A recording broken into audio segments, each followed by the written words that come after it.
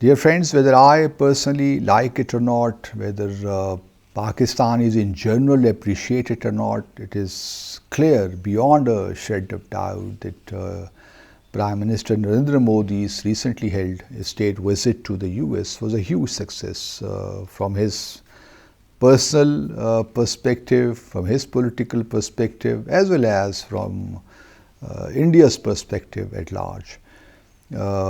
It is now very clear that India and the US, the two countries, are set to inject more and more substance into their evolving strategic partnership, and US would like to see India as a counterpoise to China in the years to come, both in the region itself and then beyond, especially in the Asia Pacific region, and more emphasis would be placed in the coming years on the Quad arrangement, and there are many aspects of their bilateral relations which should be worrying for Pakistan and China as well, because India is all set to get military equipment from India, including armed drones from the US, and then it is also India is also all set to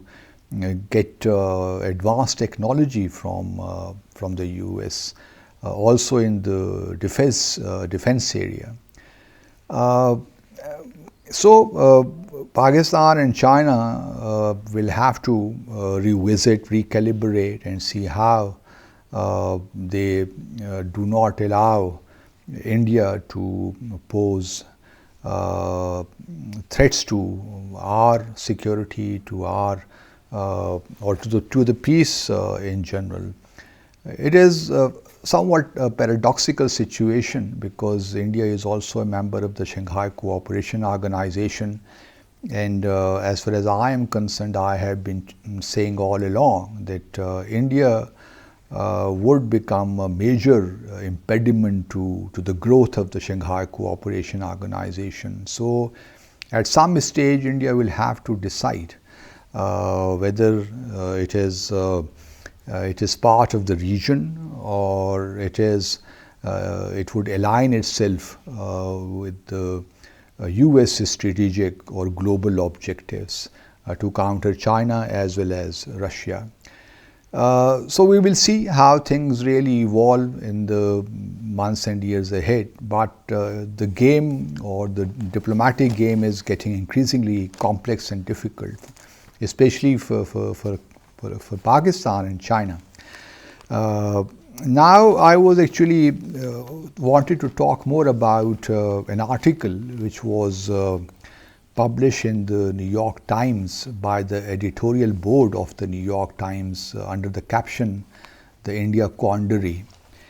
And the editorial board is a group of opinion journalists whose views are informed by expertise, research, debate, and certain long-standing values. It is separate from the newsroom. So this article was published during Prime Minister Modi's visit to the US, and the thrust of the article is clear that idealism and pragmatism have long made rival claims on American foreign policy, forcing hard choices and sometimes leading to disappointment. There was a moment in the 1990s when the collapse of the Soviet Union looked to clear the way for a universal political and economic order. But the chimera soon gave way to the more complex world we inhabit today. So primarily the thrust of the article is that on the one hand, US is talking about rule-based world order, about democracy, about values, and on the other hand, its foreign policy compulsions or imperatives push the US to also accommodate aberrations or anomalies in democratic systems.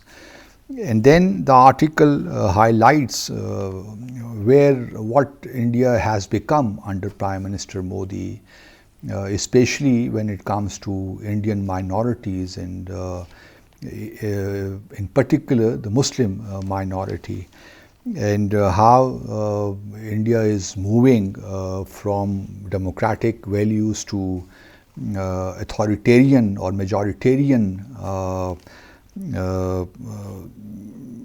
way of doing things. So this article, in its essence, was timely and more or less covered everything which we have been highlighting since 2014, since Modi Sahab came into power.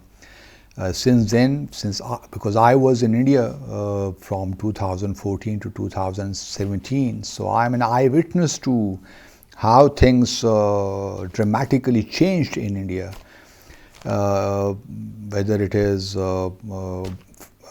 killing mass mob lynching of Muslims by car vigilantes or love jihad or so many other things which we are all aware of. But I was slightly disappointed because while this article does mention about minorities, issues or the challenges Indian minorities are facing, the article very conveniently ignores the long-standing Jammu and Kashmir dispute. What is happening in occupied Jammu and Kashmir? It does not talk about that. And that is a matter of huge concern for the people, not only for the people of Pakistan, but also for 14-15 million Kashmiris. So this was, this Kashmir was, so to say, conspicuous by its absence from this article. And I would have personally expected that the editorial board would have commented on Kashmir, however briefly, or but should have touched upon that subject, that issue as well, because the Jammu and Kashmir is one dispute which is not allowing Pakistan and India to bury the hatchet and start afresh, or take the South Asian region towards peace and stability. And that, to me, was shocking, frankly speaking. It is shocking that the article does not even obliquely mention Kashmir.